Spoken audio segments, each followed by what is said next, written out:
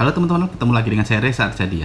Nah, untuk episode kali ini saya akan membahas tentang bagaimana cara mendapatkan atau tips untuk mendapatkan seorang mentor. Tapi sebelumnya mari kita lihat iklan berikut ini. Check it out.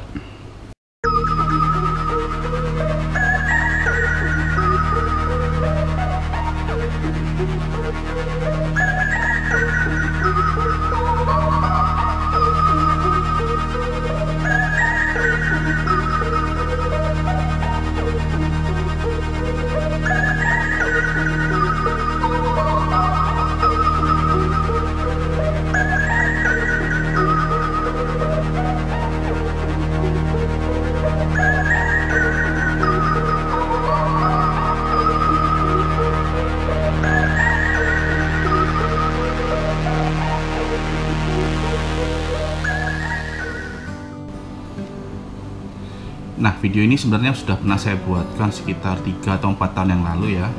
Cuman tadi kemarin saya dapat pemberitahuan bahwa video saya kena copyright, jadi tidak bisa tayang.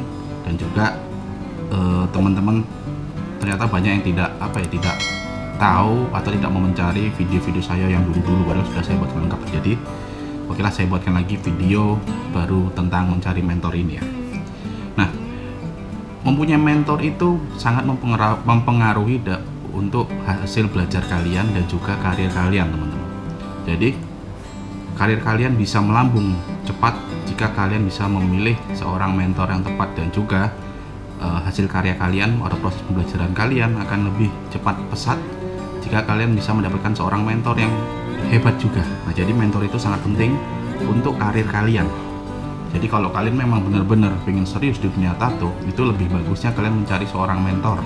Agar apa? Seorang mentor itu fungsinya banyak. Selain untuk mengajari kalian bisa lebih dalam lagi, dia bisa mengarahkan kalian untuk menjadi seorang seniman tato yang hebat. Karena apa? Ya karena mentor kalian itu kan juga pasti karirnya dia bagus. Nah, jadi dia bisa mengajarkan caranya bagaimana menjadi seorang seniman tato yang hebat dan bisa istilahnya bisa maju. Dan nanti syukur-syukur si mentor itu akan memberi batu loncatan agar agar kalian karirnya bisa melonjak pesat karena bantuan si mentor. Karena kan si mentor ini kan pasti dia juga pullingnya banyak ya, jadi dia nanti bisa memberi masukan dan juga memberi jalan buat kalian agar kalian bisa maju. Nah, tapi yang perlu diingat teman-teman, jika kalian ingin mencari mentor atau belajar sama seseorang, jangan dipaksa. Itu banyak sekali lah, dia tuh selalu memaksa untuk minta belajar, sampai kalau nggak diajarin mereka marah-marah. Padahal teman-teman, ya itu kan hak setiap orang untuk mengajarkan atau tidak.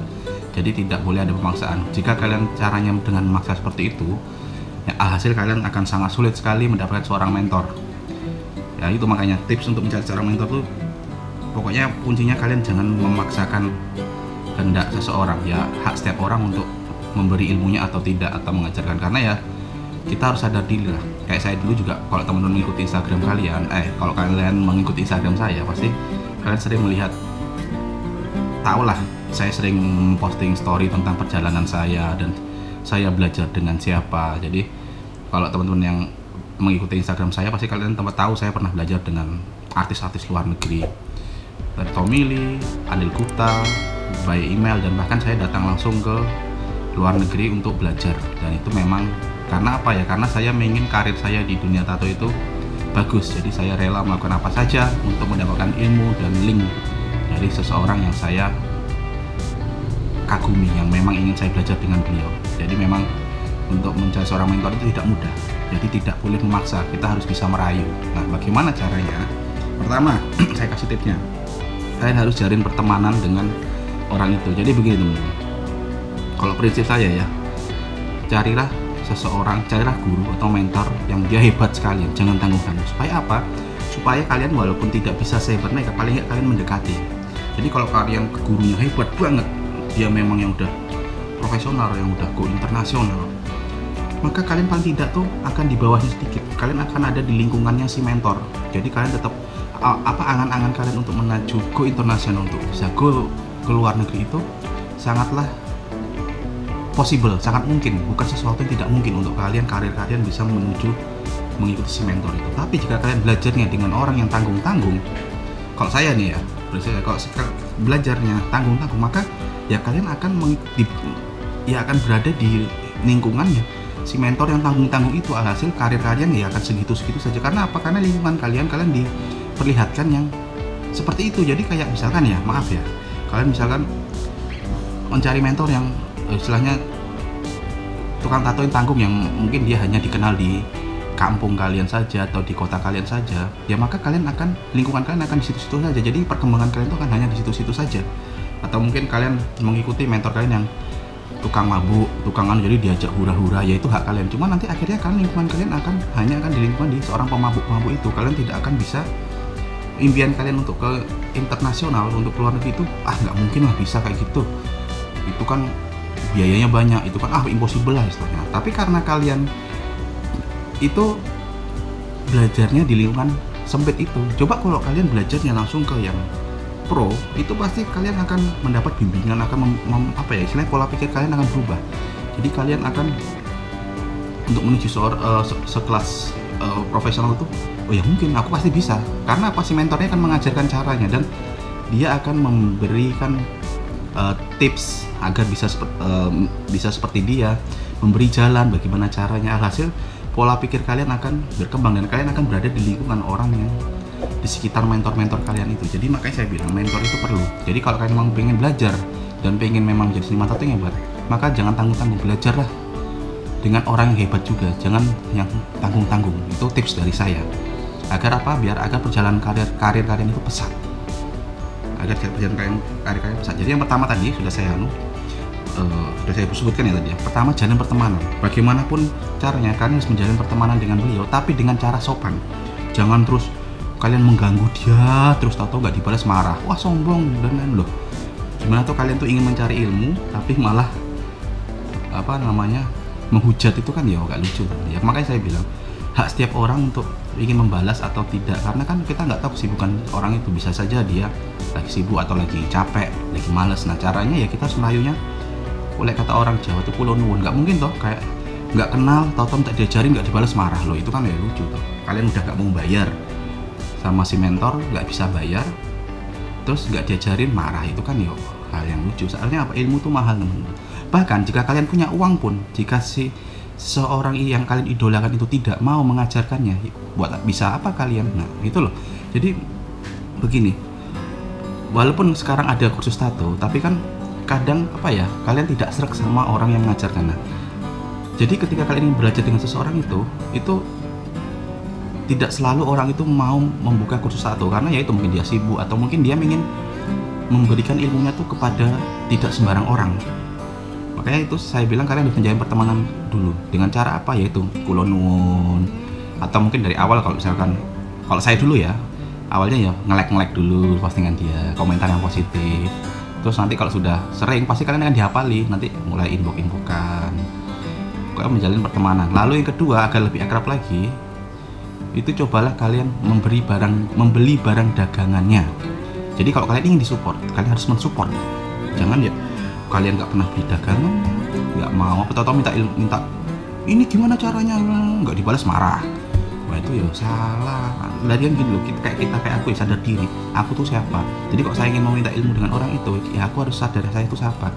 Jadi kalau orang itu nggak mau memberi ilmu, ya sudah, gimana caranya saya bisa dekat dengan orang itu. Jadi jangan yuk kita marah-marah, sombong dan lain-lain, tuh jangan. Karena kita tuh butuh mereka, saya itu butuh mereka, seorang mentor. Bukan kebaikannya, seorang mentor nggak butuh kita, karena kamu siapa, pasti kan gitu kan. Loh, tanpa kamu aku juga udah bisa maju. Jadi begitu teman-teman, kadang pola pikir kita yang salah, kita selalu menghujat sesuatu kalau orang itu tidak mau mengajarkan. Nah, makanya aku bilang kalau kalian memang ingin mencari seorang mentor tuh dekati, jadiin pertemanan.